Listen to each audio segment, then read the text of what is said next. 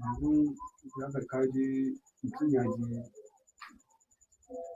wani guri za a ba shi addu'a sai aka ce mai addu'an nan zai haɗa da rubutun Qur'ani sa'annan kuma zai yi wanka da addu'a. Ya shi kan addu'a mutum yake ko aka ba shi rubutun addu'a wasu abubuwa aka ce zai yi wanka da shi sannan kuma zai shawo ko ya wanka da shi. yi wanka da shi. Ya danganta da abin da aka ba mutum. Wannan wasila ne da ke kai mutum zuwa ga wannan abin da ya fi gaskiya mutum ya nisance shi shine kawai. Saboda duk abin da aka ce ga wani abu wanda magabata ba su samo shi ba, sai kuma a wannan lokacin ne za a samo shi. Kuma a jingina shi ga addini.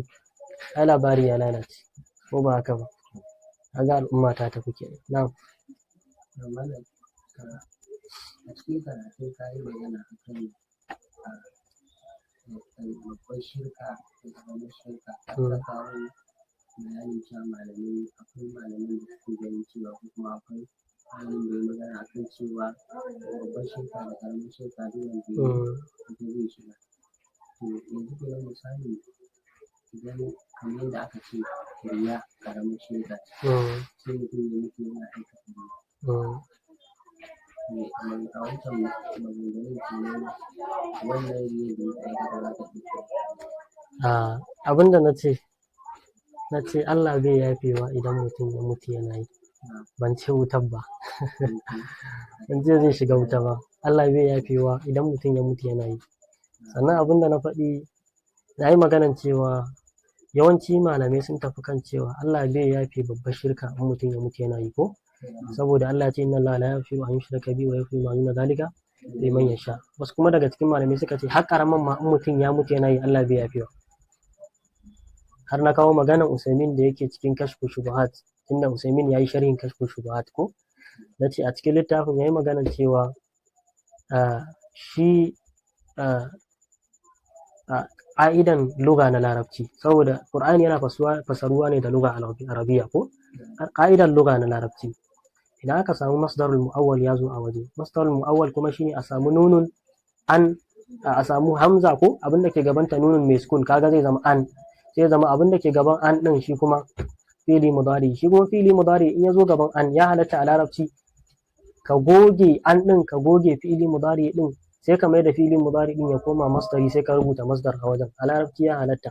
To idan ka goge fili mudari ka kawo masdarin sai ya zama ishrakan kuma na kira ne. To ga na kira ta zo ga nafiyu ta zo. An nakira tu fi siyaqin nafi tufidul umum. Shi yasa shi Usaimin ya ce Allah bai yafe babbar da karamar idan mutum ya mutu yana yi. Shine ce Allah bai yafe. Amma mutum ya tuba kafin ya mutu Allah yana yafe mai komai. Al-Islamu yajibbu ma qablahu ko? Mutum zai yi shirka iri kafin ya mutu kuma ya daina Allah ya yafe masa. Allah sana ansa tambayan. Yau sai ku na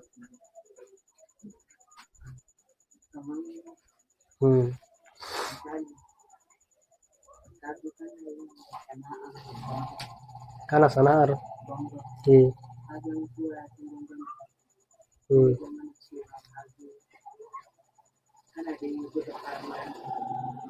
buɗe kayan wanda za a baka kaya misali ko a ce ne notice din nan ko kuma a ce misali an baka wannan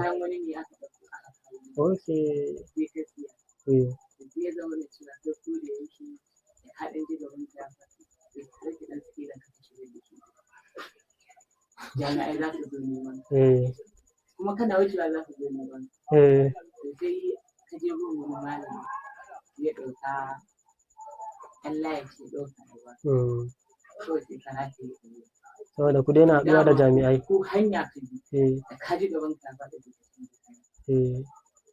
za ka iya abu da yawa ba za a taɓa kama shi wannan yawan a wannan ai lata baka ji hadisin ma da yake cewa man ta'allaka tamimatan faqad ashraka, wanda ya rataye laya sai yayi shirka. Karanta kitabu tauhid da kuma wannan littattafan ba da NJS suke yi ko maratul aqida zaka gani a ciki ko hukuncin mutumin da ke rataye laya mai hukuncin shi.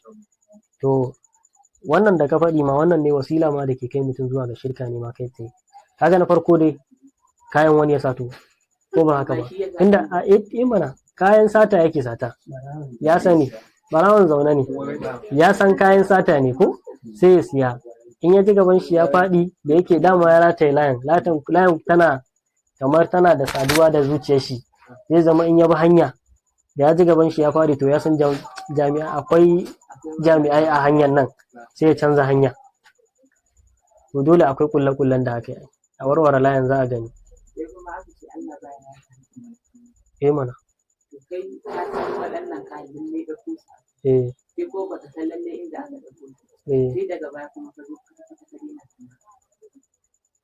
a farko da mutum ya yi wannan sana'ar ko daga baya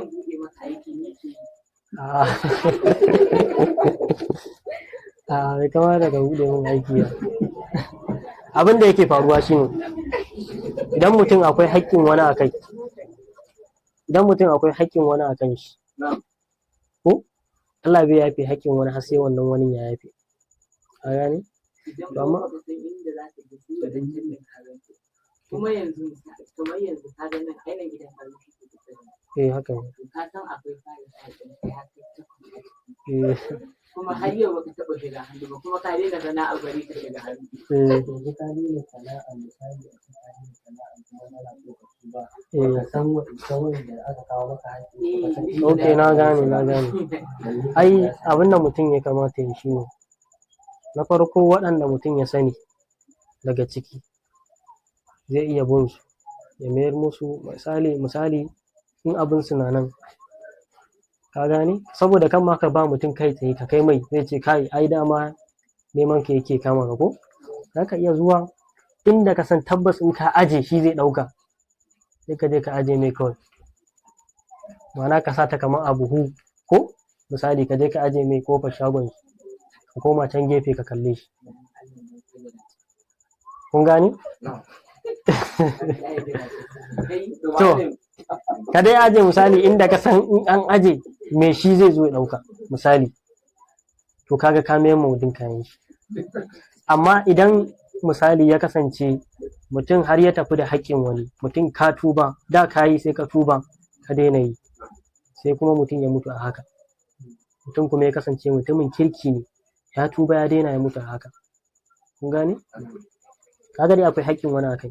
Wasu daga cikin malamai suka ce idan ya kasance ɗan aljanna ne shi in aka je kiyama, shi wanda ke bin ka haƙƙi aka zo wajen shi aka ce to kai menene haƙƙinka, zo a baka daga ladan wani, ya ce za a ɗiba ladan kaɗin a bashi, ya ce amma Allah zai sa ma ladan naka albarka ya zama in an ɗiba ladan baya raguwa, za a biya shi ka tafi aljanna shi ma ya tafi aljanna, in za ku haɗe a can kenan, kun gane?